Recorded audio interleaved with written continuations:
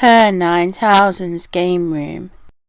When it comes to comic books, I'd usually say that I'm more of a fan of the Marvel Universe. However, I have been a big fan of Batman for pretty much as long as I can remember. He's very much the exception to the rule. I used to watch and enjoy watching the old Adam West show, and I've enjoyed both the animated series and the modern movies, but for me, the one actor who I truly view as the Batman is Michael Keaton. I remember going to see both of his Batman films in my local one-screen cinema, the Byron Cinema. I can't overstate what an event those films were when they were released. Finally, there was a serious movie-length pair of Batman films which really got the spirit of the source material right, at least in my opinion. And they featured top Hollywood names and were directed by the amazing Tim Burton. Now, most people will know the unwritten law in gaming, a law which was even more likely to be true back in the day, and that is that games which are based on films are usually rubbish. And this is usually because they've been rushed out the door by some low-key studio desperate to make a quick killing off the strength of the name. Okay, so where to start? Well, for a start, Batman Returns on the SNES was developed and published by Konami, a company whose name, at least during the 16-bit days, was a huge sign of quality. This was, I would argue, their golden age. Also, this game came out on the 15th of January 1993 in America, with the Japanese release following on the 26th of February, and finally the PAL release arriving on the 7th of May.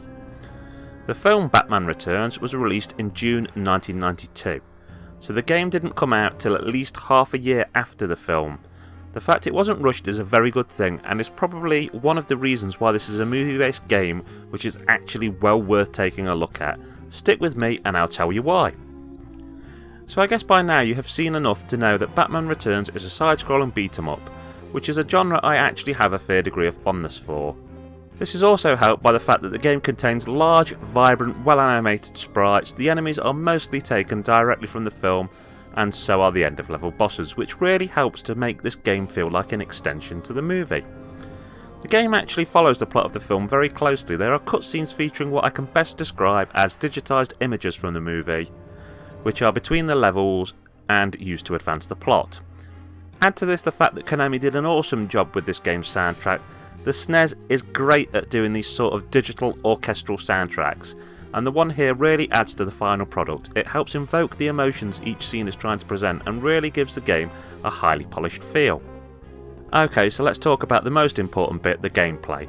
While Batman has a decent repertoire of moves, there's your basic strikes, and then Batman can also grab his enemies and slam them into the floor head first, or throw them into various things like shop windows. It's all very satisfying.